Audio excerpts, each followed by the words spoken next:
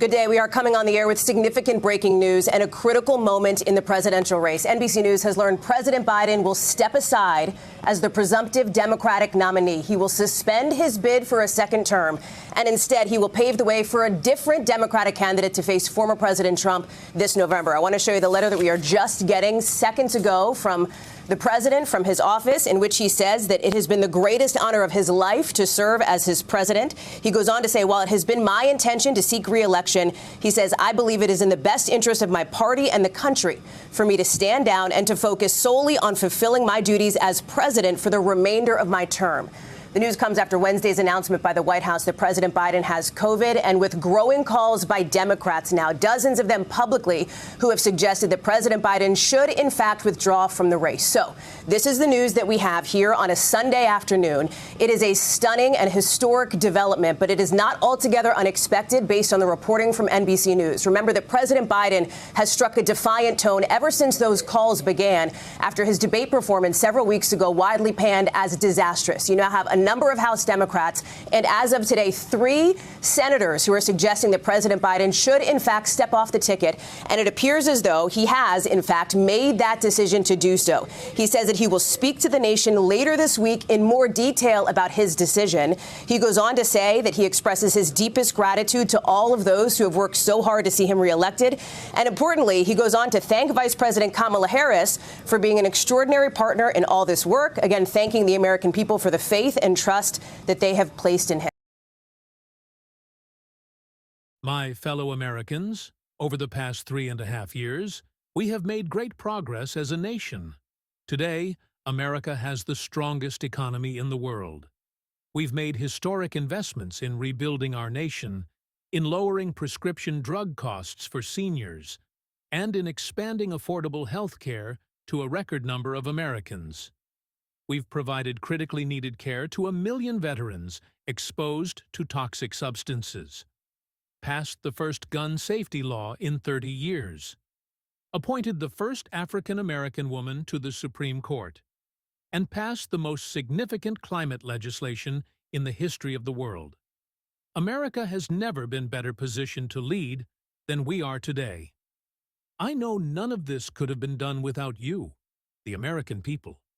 Together, we overcame a once-in-a-century pandemic and the worst economic crisis since the Great Depression.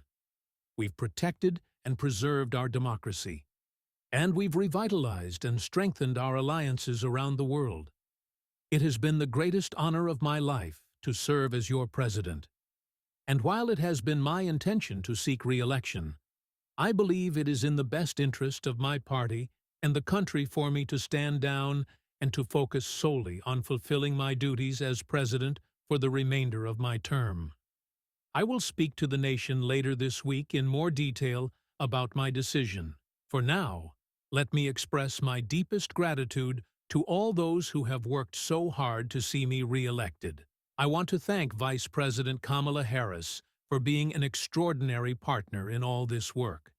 And let me express my heartfelt appreciation to the American people for the faith and trust you have placed in me.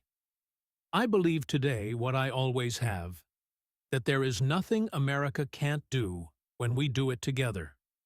We just have to remember, we are the United States of America.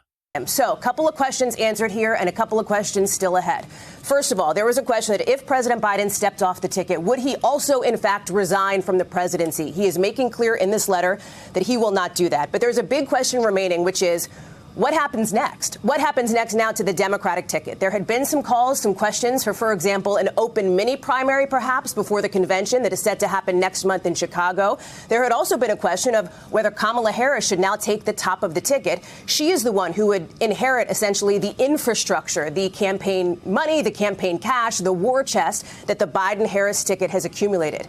That's right, Hallie, and this was no doubt the most difficult decision of the president's 5-decade-long political career, and he he no doubt had plenty of time to think about it over the past few days as he continued recovering from that COVID-19 diagnosis since Wednesday here at his Rehoboth Beach, Delaware home. And remember, this isn't coming as too much of a shock considering what we knew to be happening privately within Biden's inner circle. We knew that there were more reality-based conversations that the president was having with those closest to him, even with his own family members, according to sources familiar with the Biden family's conversations. They were considering factors like how, if he were to step down, what that replacement would look like, what that process would look like, how he would leave the party and the country in the most stable position as possible, specifically in the party's case, in as best a position as possible to defeat former President Trump in November. And of course, the president has said that the only things that would make him reconsider staying in this race would be the Lord Almighty or a medical condition.